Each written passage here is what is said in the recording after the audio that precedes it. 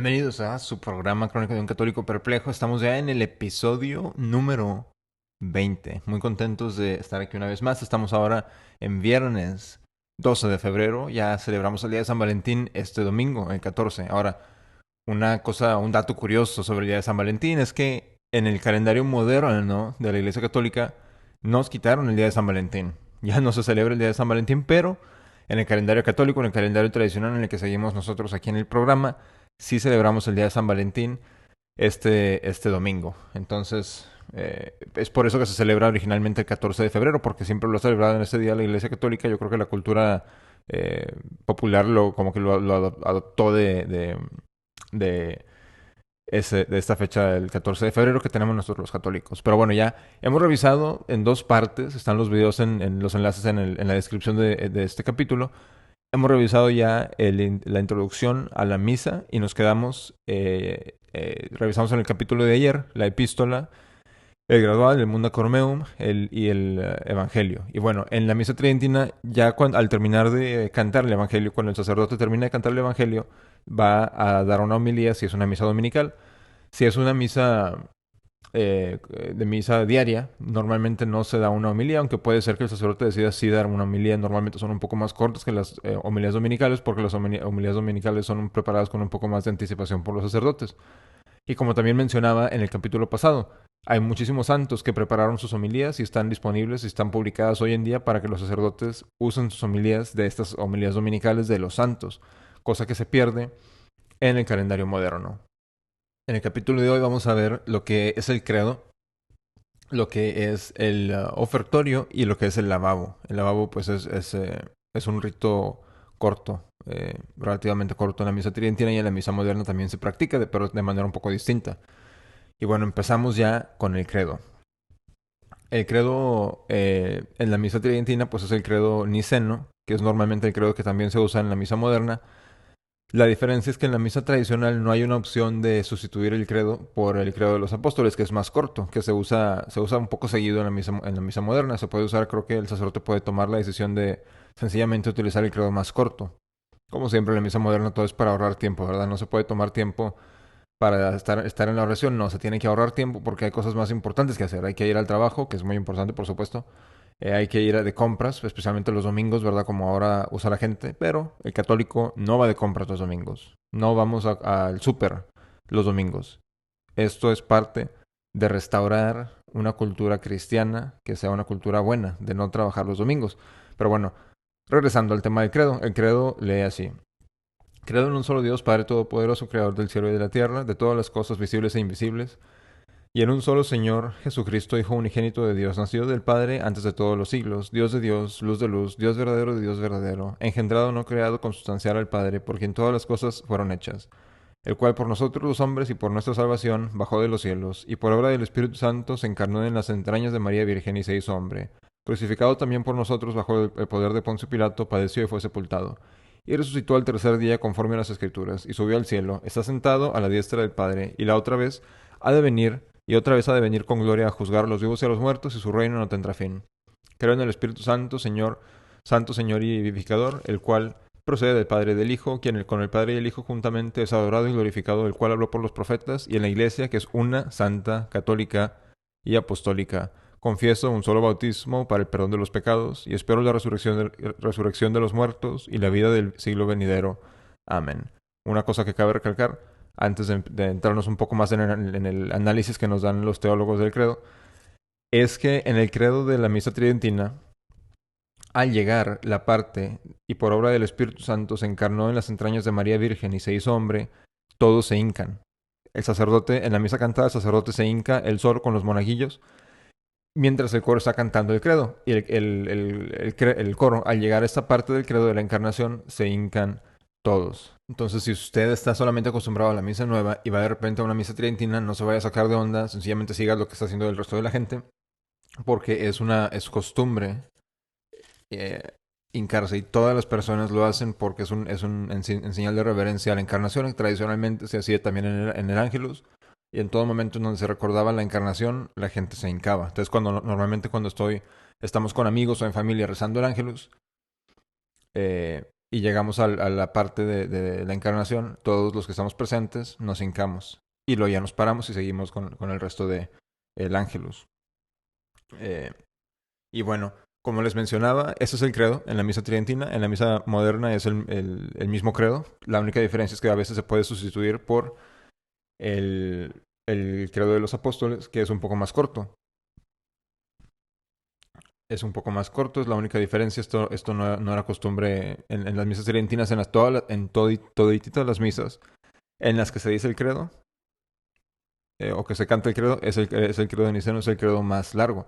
Ahora, un dato curioso que me dio bastante risa, pero pues a veces ya hasta dando dolores de cabeza con estas gentes, es que parece que el Papa Francisco dijo esta semana, la verdad, solamente lo vi en un tweet, entonces vayan a checar la nota, yo no la chequé, no me dan ganas verdaderamente, que el Papa Francisco dijo que nuestro Señor Jesucristo no juzga.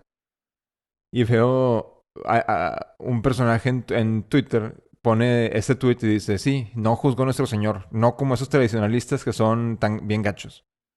O sea, como, a ver, para empezar, el decir no juzgues es en sí juzgar, porque estás haciendo estás juzgando de que la otra persona te está juzgando o está juzgando a alguna persona. Entonces, eso en sí es juzgar. Entonces, si usted cree que las personas no debemos de juzgar nada, pues no juzgue a las personas que juzgan, ¿no? Y número dos, al momento de ir a la confesión, de recibir la absolución del sacerdote o de tener la contrición que es necesaria para la validez del sacramento de la confesión, que no juzga a nuestro Señor nuestras intenciones, nuestra contrición de haber pecado, y que no nos juzga que nuestros pecados fueron pecados para poder darnos la absolución. Entonces es algo sumamente ridículo. Nuestro Señor sí juzga, y lo vemos en el credo claramente, que vendrá a juzgar a vivos y a muertos en su segunda venida. Esto, otra cosa que nos dicen es que la misa es bueno que ahora ya esté en la lengua de la gente porque ya la entienden. No, claramente no. Si me estás diciendo que nuestro Señor no juzga, pero en el credo en la misa a la que vas a entenderla dice que nuestro Señor va a venir a juzgar, pero dices, no juzga a nuestro Señor, bueno, claramente no estás entendiendo la misa. Así de simple. Si no la estás entendiendo en tu propia lengua, en el español o en el inglés, pues bueno, vamos a hacerla en latín, ¿por qué no? ¿No? Pero bueno, claro, el latín es el lenguaje de la iglesia, es el lenguaje tradicional de la iglesia. San Tomás de Aquino nos dice que la encarnación de Dios fue la mejor manera en la que Dios nos pudo haber redimido. Claro, porque si no, no lo hubiera dicho Dios. Pero ¿era necesario que que Dios se hiciera hombre? No, no era necesario, pero fue la mejor manera de redimirnos por la manera en la que habíamos caído. Adán había caído con Eva y se necesitaba un nuevo Adán para redimirnos. Pero como hubo un nuevo Adán, también hubo una nueva Eva, que es la Santísima Virgen María. Entonces, y por eso también vemos que en el credo se honra a la Virgen de manera increíble, y también en el resto del canon se honra constantemente en honor a la Virgen, en honor a la Virgen, en memoria de la Virgen, etcétera, etcétera. Siempre la Virgen se tiene presente en la Santa Misa, porque así como nuestro Señor es el nuevo Adán para que nos redime, Nuestra Señora es la nueva Eva, que también toma parte en la redención, pero solamente como parte secundaria, no como parte principal, que obviamente Cristo es nuestro único Salvador. Pero Nuestra Señora es la madre de nuestro único Salvador, entonces es apropiado decirle, por decir, madre de toda esperanza, porque Jesucristo es nuestra toda esperanza. Entonces, pero eso es algo que nos dice San Tomás, que fue la menor manera de redimirnos haberse hecho hombre Dios. No era necesario, pero Dios lo quiso hacer así. Y bueno, la iglesia sin el sacrificio de la misa es impensable, nos dice Monseñor Marcel Lefebvre. Pues hay que pensar eso, tenerlo siempre en mente, en la importancia del sacrificio de la misa, porque creemos en una iglesia que es una, solamente una, no existen dos en las que haya salvación, aunque dentro de la una iglesia católica hay varias comunidades eclesiásticas, pero es una santa, católica y apostólica. Nuestra fe, como siempre lo recordamos aquí en el programa, nuestra fe viene derechito, directamente de los apóstoles. Lo mismo que cree un católico ortodoxo hoy en día, no el modernista, no el católico común y corriente, pero un católico ortodoxo, lo que cree hoy en día es la misma fe de los apóstoles. Los apóstoles creían en la Santa Misa, en la Inmaculada Concepción, aunque en la Asunción de María, aunque los protestantes nos digan que no, sabemos que nuestra fe es una santa, católica y apostólica, y esto no lo podemos olvidar nunca. Y bueno, esto fue ya el credo. Ahora pasamos a lo que es personalmente mi parte favorita de la misa, que es el ofertorio. El ofertorio es mi parte favorita de la misa, claro, fuera de la consagración. Pero el ofertorio es algo que no se los puedo describir a menos que lo vean ustedes mismos en persona. Pero Gracias a Dios, aquí tenemos el misal del que les voy a leer lo que se lee, lo que dice el sacerdote en el ofertorio. Ojo, como creo que también lo he mencionado en los capítulos pasados, el ofertorio, la mayoría de la misa tridentina se dice en secreto. Entonces, esto no es algo, el ofertorio no es algo que lo vayan a escuchar al ir a una misa tridentina. Nunca lo van a escuchar. Siempre se dice en secreto. Y bueno, comienza el ofertorio. De esta manera es el ofrecimiento, comienza con el ofrecimiento de la hostia y del cáliz. Está el Padre al centro del altar y dice de manera secreta: Recibe, Padre Santo, omnipotente y eterno Dios, esta hostia inmaculada que yo, indigno siervo tuyo, te ofrezco a ti, mi Dios vivo y verdadero, por mis innumerables pecados, ofensas y negligencias, y por todos los circunstantes, pero también por todos los fieles cristianos, vivos y difuntos, para que nos aproveche a mí y a ellos para la vida eterna. Amén. Esto lo lee el sacerdote en medio del altar y sigue. Ahora, el sacerdote estando en medio del altar se pasa a mano derecha del altar al lado del evangelio, perdón, al lado de la epístola, para servir el vino y mezclar el vino con el agua. A algunos sacerdotes les gusta usar una cucharita, que es una cuchara pequeña, porque se necesita que el vino sea más que el agua. Entonces, a veces si se hace a la y se va, pudiera llegar a pasar que se eche más agua que vino y es inválida la sustancia del vino. Entonces, el sacerdote mezcla vino y luego le echa una cucharadita pequeñitita de agua para hacer lo que hizo nuestro Señor Jesucristo. Y esto, el vino representa la divinidad de nuestro Señor Jesucristo y el agua, siendo una sustancia más común y corriente que el vino, representa la humanidad de nuestro Señor Jesucristo. Regresa al centro y... No, de hecho, esta oración la dice mientras está mezclando el vino con el agua. Dice: Oh Dios, que formaste maravillosamente la dignidad de la sustancia humana y que la reformaste de modo más admirable mediante el misterio de este agua y vino, haznos participar de la divinidad de quien se dignó ser partícipe de nuestra humanidad, Jesucristo, tu Hijo nuestro Señor, que contigo Dios vive y reina en la unidad del Espíritu Santo por todos los siglos de los siglos. Amén. Ahora, habiendo ya mezclado el vino con el agua, regresa al centro del altar el sacerdote y continúa: Te ofrecemos, Señor, el cáliz de salvación, rogando a tu clemencia que ascienda con olor de suavidad hasta la presencia de tu divina majestad por nuestra salvación y la de todo el mundo. Amén. Esto lo dice el sacerdote mientras está sosteniendo el vino por encima del altar. Y continúa: Con espíritu de humildad y con ánimo contrito seamos recibidos por ti, Señor, y que este nuevo sacrificio se vuelva hoy tal ante tu presencia que te agrade, Señor. Ven, santificador omnipotente, eterno Dios, y bendice este sacrificio preparado a tu santo nombre. Y luego sigue la incenciación en la misa solemne. Pues son varias oraciones que se leen. No se las voy a leer sencillamente porque no se leen en todas las misas estas oraciones del incienso, aunque son completamente hermosas. Entonces, a lo mejor en un capítulo después voy a repasar, por decirlo, las pergas, que va al inicio de las misas dominicales, que no lo revisamos al empezar la serie, y a lo mejor me aviento también un pequeño análisis de estas oraciones del incienso. Y bueno, ya al haber dicho las oraciones del ofertorio, el sacerdote pasa al lavabo y lee lo siguiente del Salmo 25. Esto es en lo que el monaguillo le está poniendo agua sobre sus manos y se está lavando las manos el sacerdote.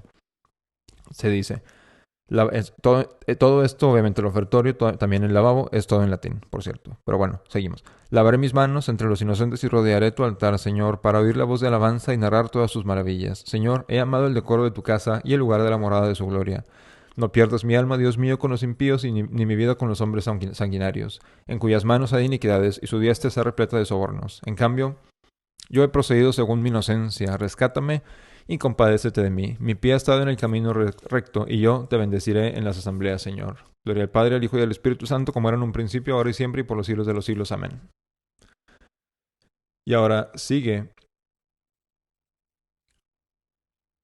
Pone las manos el sacerdote sobre las ofrendas, y esto ya es al final del ofertorio, y dice: Recibe, Trinidad Santísima, esta oblación que te ofrecemos en memoria de la pasión, resurrección y ascensión de Jesucristo nuestro Señor, y en honor de la Santísima Siempre Virgen María, de San Juan Bautista, de los santos apóstoles San Pedro y San Pablo, y de estos cuyas reliquias están en el altar, y de todos los santos, de modo que a ellos les aprovecha para honor y a nosotros para salvación, y que a ellos cuyos recuerdos hacemos en la tierra se dignan interceder por nosotros en los cielos, por Cristo nuestro Señor. Amén. Y luego se voltea y dice en voz alta, en una misa recitada, dice: Orate fratres, y se regresa y sigue diciendo. Y esta oración, el Orate fratres, es: Orad, hermanos, para que este sacrificio mío y vuestro se vuelva aceptable ante Dios Padre Todopoderoso. Y le contestan los monaguillos: Recibe el Señor de tus manos este sacrificio en alabanza y gloria de su nombre y también para utilidad de nuestra y de toda su santa iglesia. Y bueno, ya continúan con las secretas, que es algo que veremos en el capítulo siguiente, en el capítulo que le siga a este. Y bueno, este es el ofertorio de la misa tridentina. Como vimos, son unas oraciones hermosísimas, incomparables, pero aún más incomparables son todos los ritos que le acompañan a estas oraciones, que como les digo, solamente se pueden ver estando pues presentes. Y de hecho, pues, inclusive al estar presente no se ven, porque solamente los monaguillos las ven. Entonces, yo ya he tenido la dicha de poder aprender a servir la misa. Y la verdad es que al ver todos los gestos que hace el sacerdote con la hostia, todo lo que es necesario, mi amor por la misa simplemente pues incrementó sumamente. Y bueno, ahora nos vamos al ofertorio de la misa moderna. Este es el ofertorio. Yo me río porque es ridículo que nos hayan quitado el ofertorio para darnos esta cosa. Que no se le puede llamar ofertorio, ¿verdad? No, y ni siquiera le llaman ofertorio, para empezar, antes de que se enojen los ortodoxistas. Se llama presentación y preparación de las ofrendas. Si está cantando un coro, eh, se dice esto, el sacerdote lo dice de forma secreta, dice: bendito sea, Señor Dios del universo, por este pan, fruto de la tierra y del trabajo del hombre que recibimos de tu generosidad, y ahora te presentamos, él será para nosotros pan de vida. Y dice la gente: bendito seas por siempre, Señor. Dice: bendito sea, Señor Dios del universo, por este vino, fruto de la vid y del trabajo del hombre que recibimos de tu generosidad, y ahora te presentamos, él será para nosotros bebida de salvación. Bendito seas por siempre, Señor. Y luego la invitación a la oración: oren, hermanos, para que este sacrificio mío y de ustedes sea agradable a Dios Todopoderoso, Padre Todopoderoso. Y dice la gente: el Señor reciba de tus manos este sacrificio para alabanza y gloria de su nombre, por nuestro bien y de toda su santa iglesia. Eso es todo. Eso es el disque ofertorio moderno. Entonces ya ven por qué cuando les digo que no podemos aceptar la misa moderna es porque nos quitan... ¿Cuántas oraciones nos quitan? El disque ofertorio moderno es que como el 10% del antiguo. ¿Y por qué lo quitaron? Y para los que me digan, pero bueno, es que había abusos antes del concilio, etcétera, etcétera, etcétera. Bueno, a ver, vamos a aceptar una misa que fue inventada por los mismos que cometían los abusos antes del concilio. Yo digo que no. Ahora, como les menciono, la presentación del disque ofertorio moderno elimina el antiguo. ¿Saben quién más también quiso eliminar el ofertorio de la misa católica, el que les acabo de leer? Nada más y nada menos que Martín Lutero. No le gustaba la idea de que recalcaba mucho el aspecto sacerdotal del sacerdote y del sacrificio de la misa. Quería más comunidad. Y que nos da el ofertorio nuevo, nos da precisamente eso. Entonces, al ir a la misa nueva, estamos yendo a una misa en la que Lutero muy probablemente no tendría problema de celebrar. Piensen eso. Y bueno, también tenemos a Lutero y al resto de los herejes antilitúrgicos que se les hacía mucho. Es que hay que ahorrar tiempo. Y ahora esto nos lo han dejado en la disquemisa nueva.